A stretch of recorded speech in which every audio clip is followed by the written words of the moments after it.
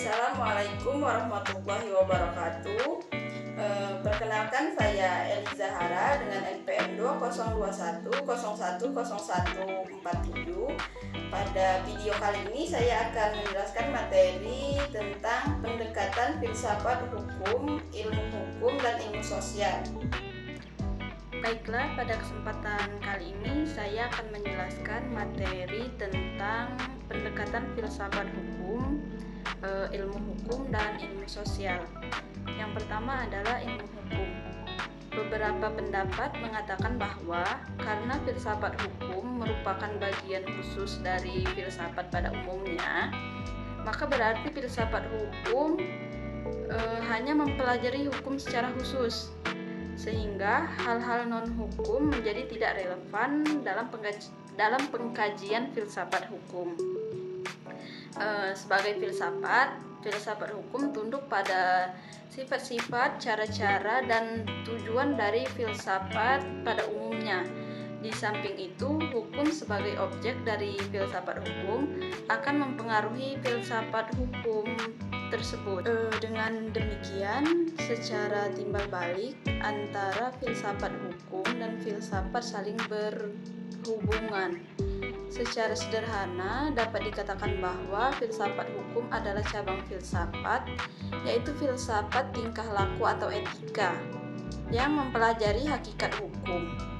Dengan perkataan lain, filsafat hukum adalah ilmu yang mempelajari hukum secara filosofis.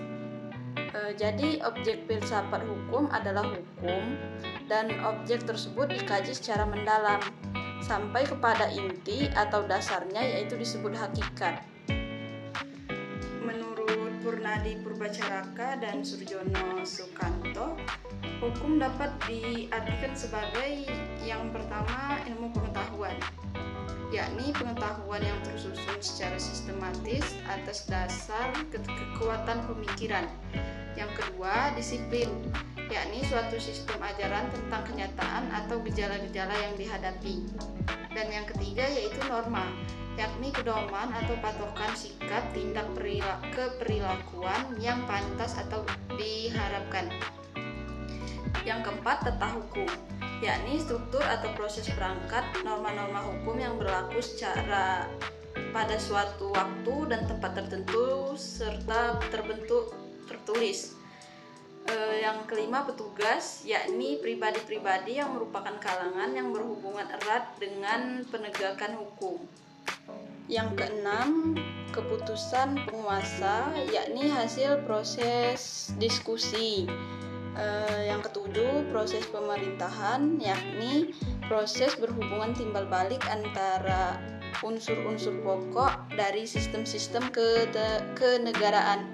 Yang kedelapan, sikap, tindak, ajak atau perilakuan yang teratur, yakni perilakuan yang diulang-ulang dengan cara yang sama, bertujuan untuk mencapai kedamaian. Dan yang terakhir adalah jalinan nilai-nilai, yakni jalinan dari konsepsi-konsepsi abstrak tentang apa yang dianggap baik dan apa yang dianggap buruk. Selanjutnya adalah ilmu filsafat sosial. Filsafat sosial merupakan cabang filsafat yang mempelajari persoalan kemasyarakatan secara kritis, radikal, dan komprehensif. Sejak Plato dan Aristoteles, kajian terhadap persoalan-persoalan kemasyarakatan sudah menjadi objek penelitian tersendiri. Menurut Plato dan Aristoteles, susunan masyarakat yang mencerminkan susunan kosmos yang abadi. Manusia berkewajiban untuk menyesuaikan diri dengan susunan itu dan menaati demi keselamatannya. Kalau tidak, ia menghancurkan dirinya.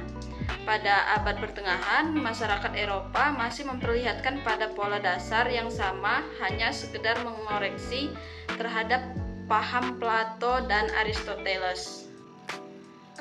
Paham tentang otonomi kosmos ini diganti dengan paham heteronominya, yaitu kepercayaan bahwa kosmos tidak berdiri sendiri, tetapi bergantung pada kemahakuasaan Allah Ketertiban kosmos adalah suatu ketertiban yang telah diciptakan. Materi selanjutnya yaitu perubahan hukum dan sosial. Proses terjadinya perubahan-perubahan pada masyarakat di dunia pada dewasa ini merupakan suatu gejala yang normal, yang pengaruhnya menjalar dengan cepat ke bagian-bagian lain dari dunia. Antara lain berkat adanya komunikasi modern dengan taraf teknologi yang berkembang dengan pesatnya. Penemuan baru di bidang teknologi terjadi suatu revolusi, modernisasi, pendidikan, dan lain-lain. Kejadian yang di suatu tempat dengan cepat dan dapat diketahui oleh masyarakat lain yang bertempat tinggal jauh dari pusat terjadinya peristiwa tersebut.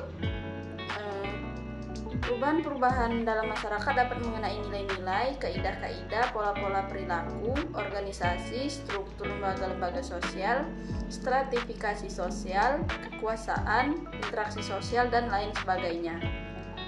Yang selanjutnya adalah faktor yang mempengaruhi terjadinya perubahan sosial. Pada umumnya dapat dikatakan bahwa sebab-sebab terjadinya perubahan sosial itu yaitu perubahan-perubahan sosial dapat bersumber pada masyarakat itu sendiri, dan ada yang letaknya di luar masyarakat tersebut, yaitu yang datangnya sebagai pengaruh dari masyarakat lain atau dari alam sekelilingnya. Sebab-sebab yang bersumber dari masyarakat itu sendiri adalah antara lain bertambah atau berkurangnya penduduk, penemuan-penemuan baru, pertentangan, dan terjadi revolusi. Suatu perubahan sosial dapat bersumber dari sebab-sebab yang berasal dari luar masyarakat tersebut, misalnya yaitu sebab-sebab yang berasal dari lingkungan alam, peperangan, pengaruh kebudayaan masyarakat lain, dan sebagainya. Demikian materi yang dapat saya sampaikan. Apabila ada salah kata saya mohon maaf, pada Allah saya mohon ampun. Wabillahi taufiq wal hidayah. Wassalamualaikum warahmatullahi wabarakatuh.